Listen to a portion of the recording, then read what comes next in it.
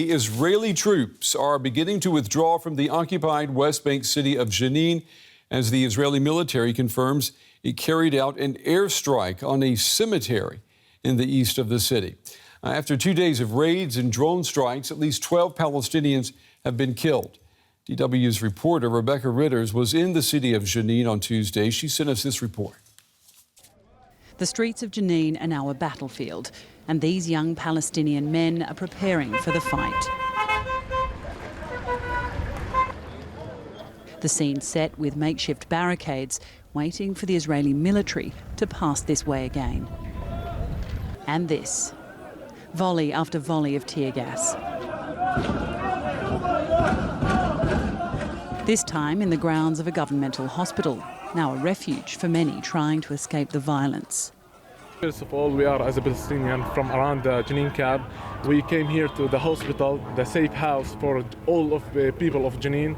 We came here to show support for the Jenin people.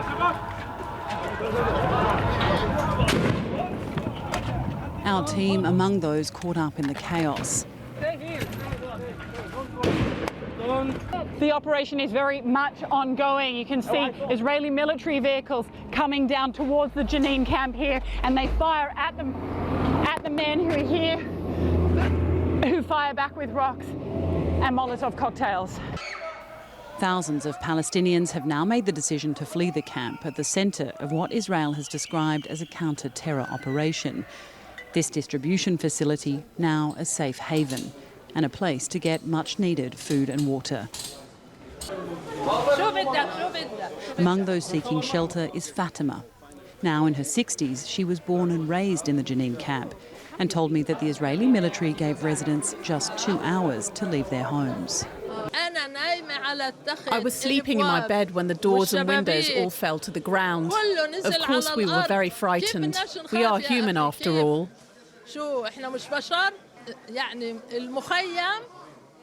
There was no camp anymore. The streets had been dug up, the doors are broken, and the houses demolished and bombed. What more can I say? The situation is really dire inside the camp.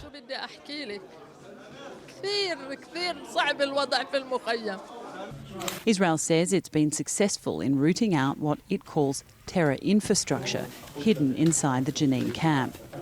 This footage apparently showing a secret cache of weapons found under a mosque.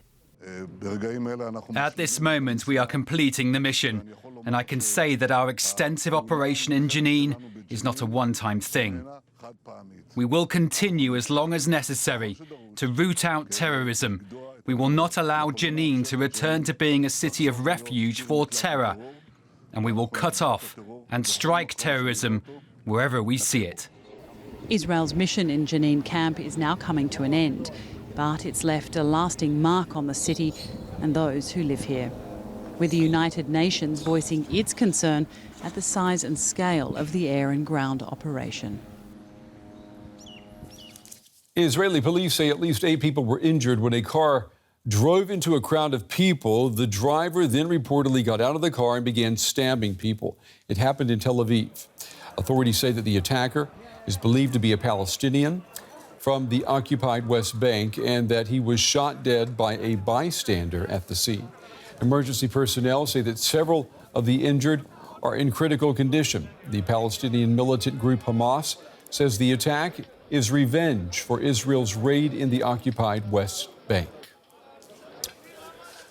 Earlier, I spoke with our correspondent, Rebecca Ritters. She was on her way back to Jerusalem after an entire day covering events for us in Jenin. It has been quite a day, and there were moments this morning, Brent, where it looks like the operation, or it sounded, I should say, like the operation may be coming to an end. But as we were there all day, throughout the day, it certainly didn't have that feeling. And when I left the area, it didn't have the feeling that it was going to be wrapping up tonight. Even though the military, the Israeli military were making sounds early in the day that they were feeling very confident that they had achieved their goals. They were pulling out numbers, sort of that they had another 10 targets that they were looking to go after today. They've clearly achieved whatever their particular goal is for this raid, and they are indeed now pulling out. We have heard, of course, about this airstrike. Now, that an Israeli military said that was because some gunmen were posing a threat to the retreating military, to the retreating army. I can't confirm that, but the military did say that. We hearing conflicting reports about death toll. Palestinian reports were saying that there could have been several casualties, but I'm reading in local media at the moment that there's one casualty confirmed, and that would make the new death toll from this 45-hour siege on the city, or raid on Jenin camp, to 12. It's obviously it's night there. If the official message that we're getting from the Israeli military basically is that it's mission accomplished, can we expect tensions to decrease from here on out? It's mission accomplished for now, Brent. I think that's really the main message. It's certainly the message that Prime Minister Benjamin Netanyahu was putting out today. He was saying that, they want to, in their words, make sure that Jenin doesn't continue to be a quote, hotbed of terrorism or a safe place for terrorists to hide out. I don't believe that this raid today, this one-off, it's not a one-off raid, I should say, that these happen on a regular occurrence, but a raid of this size even won't really stop the violence. I mean, obviously don't have a crystal ball, but if history is anything to go by, it certainly seems that we will see a heightened or potentially increased violence because of the events of the last 45 hours.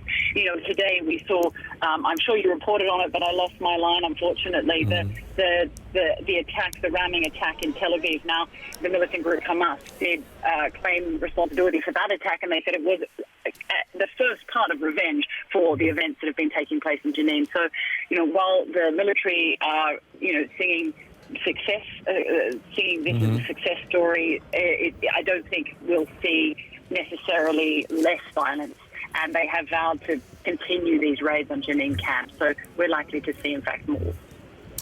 DW's Rebecca Ritters tonight on the road back to Jerusalem from Jenin. Rebecca, thank you.